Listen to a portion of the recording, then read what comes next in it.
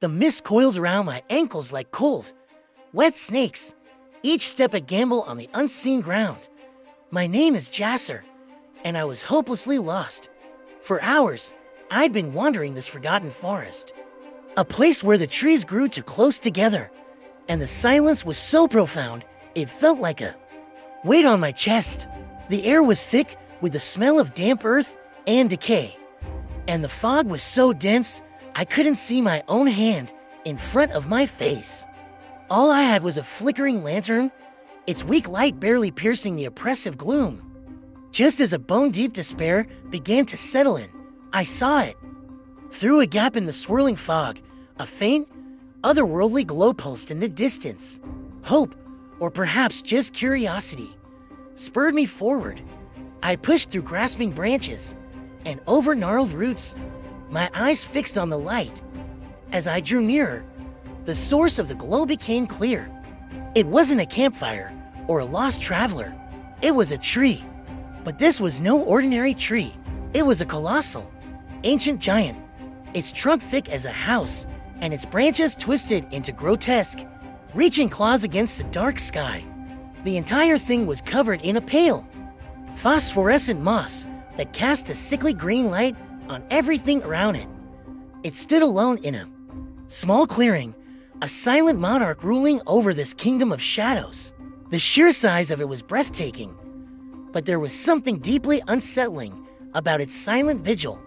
The closer I got, the stranger things became. The silence of the forest broke, replaced by a sound I couldn't quite place. It was like 1,000 hushed whispers, all murmuring at once, just on the edge of my hearing.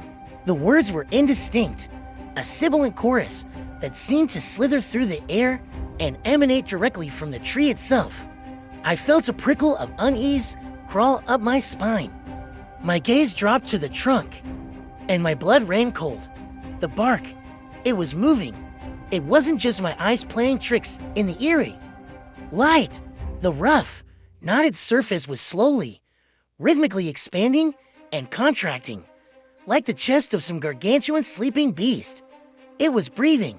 Every instinct screamed at me to turn back, to run and never stop. But I was mesmerized, held captive by the impossible sight. My lantern light trembled as I crept toward the base of the breathing trunk. The whispers grew louder, swirling around me, almost forming coherent words I couldn't quite grasp. I ran my hand over the damp, moving bark. It felt strangely warm, almost alive beneath my fingertips as my fingers traced the deep grooves. They brushed against something that wasn't wood. It was a seam, a perfectly straight line hidden amongst the natural chaos of the bark. Following it down, I found a knot, a circular indentation that looked almost like a handle, a door. There was a door hidden in the trunk of this living, breathing tree. My heart hammered against my ribs. What could possibly be inside? Hesitantly, I pushed against the knot. A low, grinding groan echoed through the clearing, a sound of ancient wood protesting movement. The hidden door creaked open just enough for a person to slip through, revealing an abyss of perfect darkness within. The air that wafted out was cold and ancient, carrying a scent of dry dust and something else, something metallic and sharp. Taking a deep breath, I held my lantern high and stepped across the threshold. I found myself in a vast, hollow chamber. The walls were smooth and dark, curving upwards into the gloom far above. It was like being inside a colossal, petrified lung. The whispers stopped the moment I entered, plunging me back into absolute silence. My lantern cast long, dancing shadows that played tricks on my eyes. I took a few steps deeper into the cavernous space, my boots echoing unnervingly. And then it happened. In the impenetrable blackness ahead of me, 2 points of light flickered into existence. They weren't reflections from my lantern. They were eyes, massive, glowing amber eyes, staring at me from the dark. Before I could even scream, the ground beneath me began to tremble. A deep, deafening rumble filled the chamber, and the entire tree began to shake violently, as if waking from a millennium of slumber.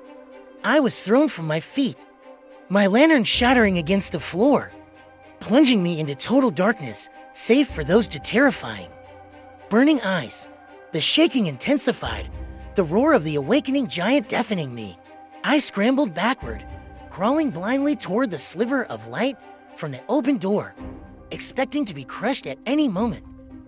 But then, as my terror reached its peak, I felt a strange sensation, not of falling or being crushed, but of rising. The entire world seemed to be lifting. Outside the chamber, the perspective began to change. The fog-choked ground receded, the surrounding trees shrinking until they looked like mere saplings. The camera of my mind pulled back, and back, and back, revealing the full, horrifying truth. I was not inside a tree. I was inside the head of a living, colossal creature. A guardian whose body was the very forest itself. Its two giant eyes, now fully open, scanned the horizon, watching over its domain. And I was just a tiny, insignificant speck trapped within its ancient consciousness. The forest was alive, and I had just woken it up. Thanks for watching. Don't forget to like and subscribe for more strange tales.